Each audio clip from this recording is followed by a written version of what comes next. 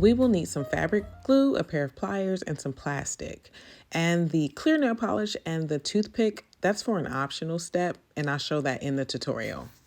So to create our rhinestone and gem decorative look, we're actually just going to use jewelry, earrings or a necklace, and just make sure that the back side is flat.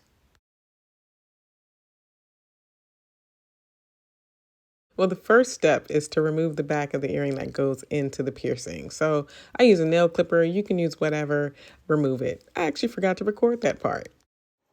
Now, this is one step that I do that you don't have to do, but you might want to consider it if you're using embellishments from an earring or a necklace that is mostly metal. And just go over with a thin coat of clear nail polish, and that will help it to not turn as quickly when it's exposed to the air and moisture and whatever else.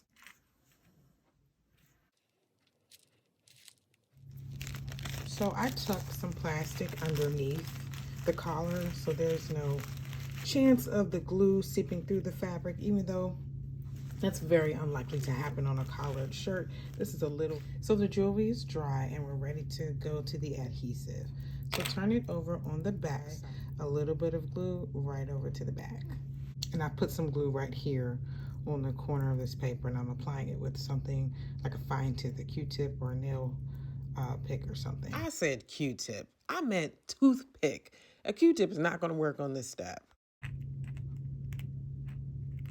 I should be leading by example. Please, if you're new to this, wear gloves. And just decide where you want to place it, how you want to place it. This way, that way, da-da-da, the center, the end.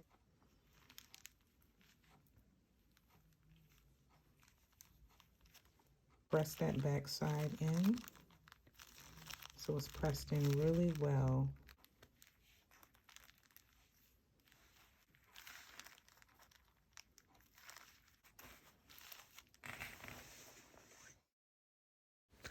Okay, so here's where you'll grab your pliers and just pry open that little ring that holds the chain to the gems on the necklace. Pry that open and detach the chain and select whatever gems you need for the shirt.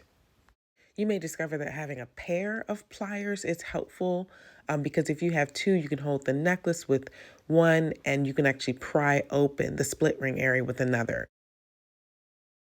So I'm just adding a little bit of polish on the metal portion that is around the gem. I'm not actually polishing the gems. And you can apply the glue directly to the larger gems. I should be leading by example. Please wear gloves. You should have gloves on because you're using the super glue, but I'm not getting glue in my hands because I'm holding the tips with the hooks. Back side into those grooves. So cute with the white sweater. Oh my goodness.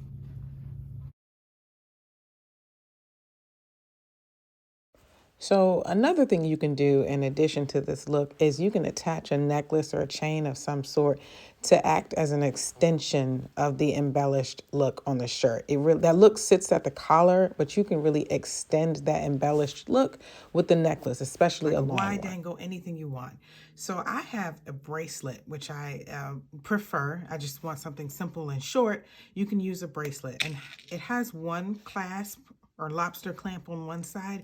You'll need to add another one to the other side. So you'll need to buy some clamps, and I think they're called jump clips.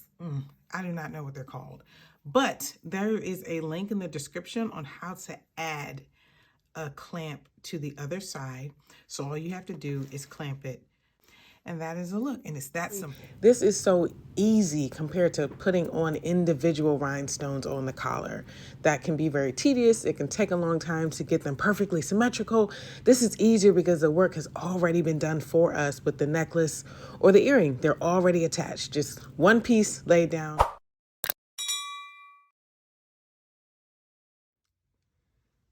So tip number 1, shirt selection.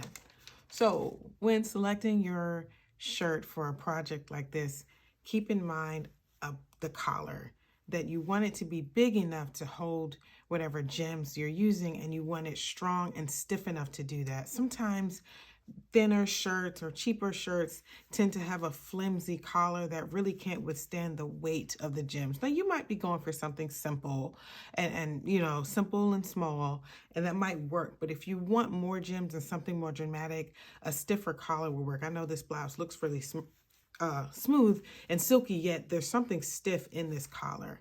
Now I also wear gentlemen's shirts. Jose Bank, that's not for Josephine, as we know, that's for Joseph A. Bank. However, the moment I decide to do something with it, it is a lady shirt as far as I'm concerned. That might be a good idea for you because the collars on gentlemen's shirts are really stiff. And they have to be able to hold the tie down. That's why the collars are so thick and stiff, because they have to hold the tie down. Try to stick a thick tie under a blouse like this. It wouldn't work, and it wouldn't, this one might, but it wouldn't stay down. If you're really petite and thin and lean, a big collar might swallow you up. You know, it might start to go into that Elvis look, but I have enough presence, that's what we'll call it, to handle this much drama. It doesn't drown me out. So that's my first tip. Select a quality shirt.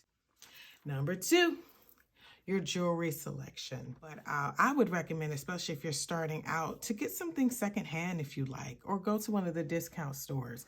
It can be, you know, more of an investment to buy something new and try this project for the first time and maybe have a little mess up. So I'm going to put a tip on top of a tip because I'm throwing the word quality around, but what do I really mean by that? And how did I go about finding that? So let me just pull out the shirts I'm actually going to wear. I added 2 in just from a variety for the video, but let me pull out the white one, the gray one, and the yellow shirt. So the rhinestones from the necklaces that I used to embellish these shirts, these came from a unique a thrift store that sits, I calculated, 8.4 miles outside of a city that has stats like this. Oh my God. So what I'm getting at is the items, the garments, the jewelry, whatnot, those ladies' items, some of them will trickle down into the thrift stores in the surrounding areas. So it's easier to source quality looking rhinestones because the jewelry is of higher quality. Most of it is. However, I want to make sure I stress that regardless of where you live, where you are, if you're intentional about finding something that's high quality, you can find it. But if you go to a thrift store right outside the outskirts of a really established community, you have more options. Gem placement. So the shirt is flat, collar is flat. So we're seeing much of the front of the collar, but we're also seeing the areas of the collar that would be on the sides. So just remember that here on down, this area is really what's going to be seen because that's the part that's showing in the front.